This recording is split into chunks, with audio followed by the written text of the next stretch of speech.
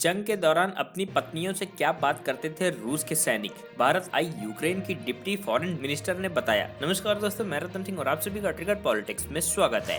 Ukraine के विदेश मामलों के उप मंत्री एमिन जापरोवा 4 दिवसीय दौरे पर भारत आई हुई हैं। वो 9 अप्रैल से 12 अप्रैल तक भारत के दौरे पर हैं। इसी दौरान उन्होंने रूसी सैनिकों और उनकी पत्नियों और मां के बीच हुए बातों का जिक्र किया। उन्होंने कहा कि जब हम उनके कॉल को इंटरसेप्टेड करते थे तो वो लोग यूक्रेन के घरों से सामान चुराने को लेकर बात करते थे। वो कभी कभी टॉयलेट सीट भी चुरा लेते थे। यूक्रेन मंत्री एमिन जापरोवा पिछले साल फरवरी में यूक्रेन युद्ध की शुरुआत के बाद से भारत का दौरा करने वाली पहली अधिकारी हैं। उन्होंने कहा कि ये रिश्ते को फिर से शुरू करने का समय है और दोनों देशों के बीच बेहतर और गहरा रिश्ता बनाने की जरूरत है। विदेश मामलों की उप मंत्री एमिन जापरोवा ने कहा कि भारत दूरदर्शी बदलाव देख रहा है और यूक्रेन के साथ नए संबंध बनाने में उसे कुछ समय लग सकता है। हमारे राष्ट्रपति लगातार कह रहे हैं कि हमें दूसरों के अधिकारों पर कदम उठाए बिना अपने अधिकारों के लिए लड़ना होगा। कई मायनों में भारत और यूक्रेन के बीच बहुत समानता है। उन्होंने कहा कि हमारे द्विपक्षीय संबंधों में बहुत बड़ी क्षमता है जो अभी तक काम में नहीं लाया गया है।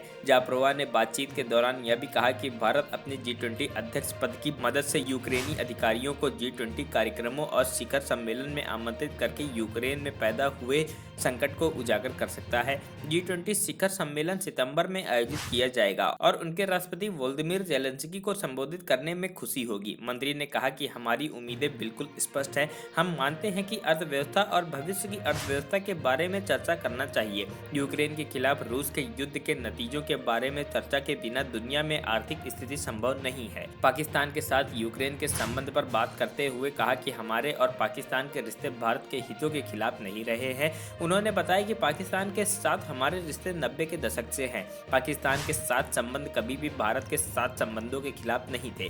Bureau report, trigger politics.